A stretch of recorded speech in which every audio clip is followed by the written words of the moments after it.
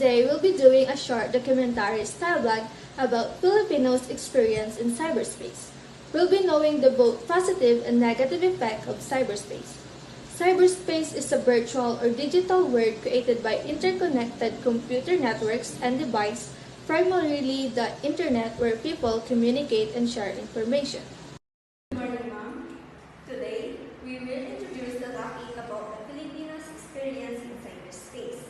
In the digital age, cyberspace plays a significant role in shaping how guidance and counseling are delivered. Cyberspace, which includes the internet, social media, and other online platforms, has transformed the way individuals seek and receive support for personal, academic, and career-related concerns. So today, we will have the 3 questions. Good day, I am Kylie May Mendoza, one of the senior high school guidance facilitator. How has cyberspace like social media, online platforms, and digital transactions affected your daily life? Okay, so for me, cyberspace, or also known as the internet world, it is about something having a communication inside the internet. The word itself, cyberspace, it really affects the lives of every individual, specifically the young generations, tayo. Kasi ang daming mga features, ang daming mga iba't ibang aspects na naibibigay sa loob ng cyberspace. For me, napapadali ang mga bagay-bagay through the use of the internet. Just like with my studies and pag-communicate with my families, friends, relatives through the use of social media. What challenges or risks have you encountered in cyberspace? So despite of having a lot of advantages when it comes to using or when it comes to the world of cyberspace, there is also a lot of disadvantages. So some of the risks that we can encounter in the world of cyberspace is cyberbullying itself. Diba? Kung tutuusin, titignan natin sa lahat ng mga tao na kapaligid sa atin, cyberbullying is one of the negative impact of cyberspace. Scammers. Kasi nowadays, ang dami ng scamming na nangyayari nagaganap within the social media.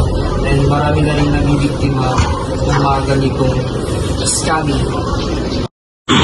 What challenges or risks have you encountered in cyberspace? Ano po mga problema na na-experience sa mga cyberspace po? Number 1, mag-connect ka. Pero kasi namin na mag-connect ka. Ang patent natin. Eh, talagang ginawa ng tulog, talagang makakay-tulog ka. Hindi mo yung pinapatulan at pwede na ako sila. Ano yung smiley. Ginagawa na ko na lang. Kasi once na dinala mo pa yan, makatama ulo yan. What advice would you give to others regarding online safety and digital responsibility? One of the primary advice that I can give to younger generation, or not only younger generation, but all of the people, you have to think before you click. Diba? Sa online world, lagi natin sinasabi yan na kung saan pag-isipan muna ng mabuti. Kasi minsan, diba, lagi natin sinasabi yung term na nasa huli yung pagsisisi. Minsan may mga bagay na kung saan basta naramdaman natin, nasaktan tayo, bigla na lang natin siyang i-expose. Kapag may taong nag-scam sa atin, bigla na lang natin siyang i-expose. Of course, we have to obey the rules. Diba? Siyempre meron tayong batas dyan. We have the Cyberspace Act na kung saan we have to consider the confidentiality of the other people. Think before you click and don't just believe everything you see on social media.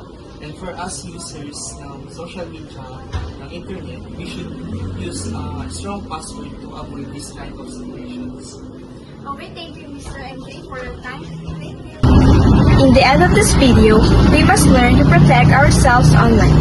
Be mindful on the words that you will say, the actions you do. Also think before you click, post, and share on social media. Be careful about sharing personal information and clicking on suspicious links. Your safety matters. Posting something on social media is okay as long as you are positive, harmless, respectful, and you are not causing harm to others. And lastly, always be aware of the things you do, the words you say online. Thank you.